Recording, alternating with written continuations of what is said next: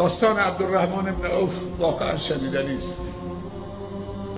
وقتی که از مکه هجرت کرد، کل زندگیشو گذاشت هجرت کرد به یثرب مدینه. نه خانه‌ای داشت، نه سرپناهی داشت، نه چیزی برای خوردن داشت. پیامبر عبدالرحمن رو معرفی کرد به یکی از انصار اهل مدینه، گفت این برادر توست، هر چی داری باش تقسیم کن. اون انصاری به برادر مهاجرش عبدالرحمن ابن عوف گفت که برادرم، من 2 تا خانه دارم، هر کدوم تو میخوای مال تو باشه. عبدالرحمن براش دعا کرد، بارک الله فی بیتک دلنی علی السوق، خدا برکت تو خونت بندازه، راه بازار نشونه من بده. گفت من 2 تا بستان دارم، 2 تا باغ دارم عبدالرحمن، هر کدوم تو میپسندی مال تو. گفت بارک الله فی بستانک دلنی علی السوق، خدا برکت در بستان تو، باغ تو بده، راه بازار نشونه من بده کجاست، من برم داد و ستد بکنم.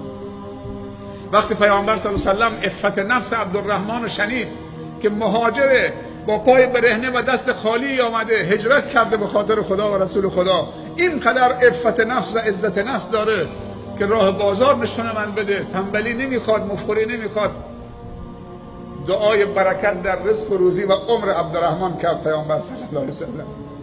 به جایی رسید که عبدالرحمن میگه که دیگه نمیتونست شتراشو بشماره، گوسفنداشو بشماره، نمیتونست درهم و دینارشو بشماره. به جایی رسید که از برکت دعای رسول الله صلی الله علیه و سلم میگفت اگر پام به سنگی برخورد میکرد که سنگ جا به جا میشد، انتظار داشتم که زیر اون سنگ یک گنجی برای من باشه. سبحان الله. ولی وقتی به این مال رسید، مال تو قلبش قرار نداد که اینطوری نگه بداره، دستشو اینطوری کرد. ایام سپری شد تا اینکه رسول الله صلی الله علیه و سلم به رحمت خدا رفت. بعد از وفات رسول الله صلی الله علیه و سلم و بعد از حیات نورانی و مبارکش، یک روزی 700 تا شتر قافله، شهر مدینه در قحطی بود، تنگنا بود، مواد غذایی کم بود، مردم نیازمند بودن، مشکل داشتن. در همین اثنا، در تنگنایی شدید، اهل مدینه و اطراف مدینه قافله 700 تا شتری عبدالرحمن ابن عوف، سبحان الله، 700 تا شتر قطار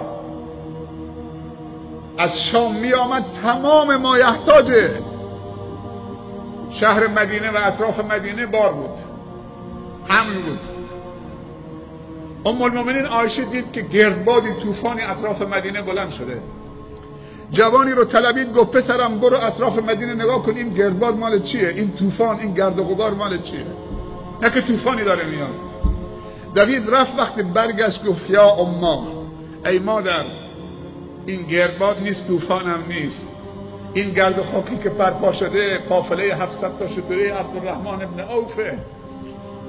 تمام آذوقه ها و مایحتاج و نیازهای شهر مدینه و اطراف مدینه بار حمله داره میاد. این گرد و خاک ها مال قافله 700 شتری عبدالرحمن ابن عوفه. کسی که وقتی وارد مدینه شد هجرت کرد با لباس تنش بود، نان خوردن نداشت و عفت نفس و عزت نفس داشت، رفت تو تجارت. الان یک قلم قافله تجاریش 700 تا شتر در اون زمان. گفت پسرم برو عبدالرحمن رو از زیر زمین، زیر سنگ پیدا کن بیارش، اینجا کارش دارم. عبدالرحمن بره قافله‌شو تحویل بگیره یا بره حرف مادرشو گوش بده؟ اگه من و شما بودیم کدوم یکی رو؟ کل دلالا و تجار مدینه و سمسارا همه رفتن بیرون، هر کسی 50 تا شتر گرفته، این مال من، جدا کرده از شترها، از قافله. عبدالرحمن رو پیدا کرد، گفت برو که مادر تو رو طلبیده. ام المؤمنین عایشه رضی الله عنها قافله رو 700 تا شتر رو تجار رو ول کرد. دوید رفت پیش ام المؤمنین عایشه، گفت لبیک یا امه، لبیک ای مادر. ام المؤمنینه، همسر گرامی رسول الله صلی الله علیه وسلم. گفت کاری داشتی مادرم؟ گفت بله عبدالرحمن، این قافله مال توست، این قافله ای که طوفان برپا کرده. سرش انداخت پایین. گفت مال خداست در دست منه، در اختیار منه فعلا. مال خداست دست منه. گفت عبدالرحمن زمانی که رسول الله صلی الله علیه و سلم در حیات بود چیزی درباره تو فرمودن، من تو حافظم هنوز هست، مثل که الان نقش بسته، مثل این که یک سرباز معمولی جلو ارشدش ایستاده، سیخ آماده باش.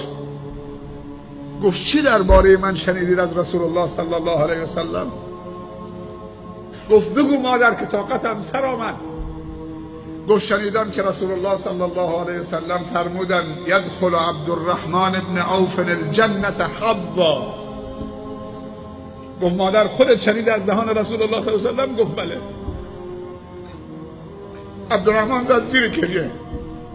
گفت شنیدم که رسول الله صلی الله علیه و سلم فرمودن عبدالرحمن ابن عوف روز قیامت، روز محشر، وارد بهشت میشه در حالی که 4 دست و پاست، سینه خیز داره میره، مثل نوزادی یا بچه های کوچیکی که یه چند ماه که ازشون گذشت چطوری با 2 تا دستشون 2 تا زانوشون و پاشون سر پاشون سینه خیز راه میرن. عبدالرحمن گریه کرد. گفت مادر خودت شنیدی؟ گفت بله شنیدم. یدخل عبدالرحمن ابن عوف الجنة حبا.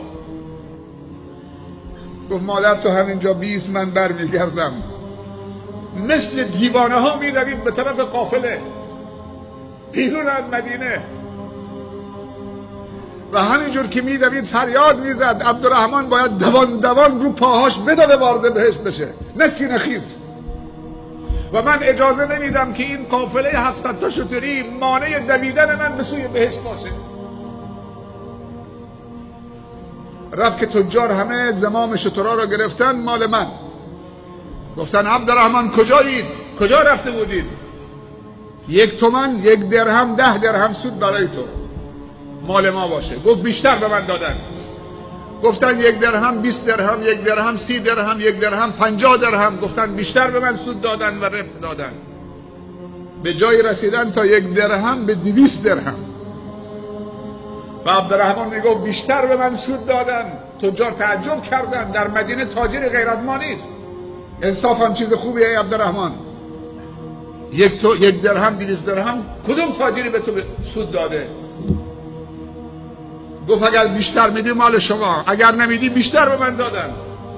گفتن حد ما دیگه همینه، 1 درهم، 200 درهم. عبدالرحمن خدا رو گواه گرفت و همه تجار رو گواه گرفت. گفت همه گواه باشید که من با الله معامله کردم و تجارت کردم. 1 تومن 700 تومن والله یضاعف لمن یشاء. کل 700 تا شتر رو همونجا گذاشت و در یک مهرجان بزرگی و عید بزرگی و جشن بزرگی کل 700 تا شتر چه بین فقرا و نیازمندان و اهل مدینه تقسیم کرد. زمام شترش هم به خانه نبرد و میگفت من میخوام دوان وارد بهشت بشم. مثل الذين ينفقون اموالهم في سبيل الله كمثل حبة انبتت 7 سنابل في كل سنبلة 100 حبة والله یضاعف لمن یشاء. در تعامل با خدا نترسید، دو دل نشید.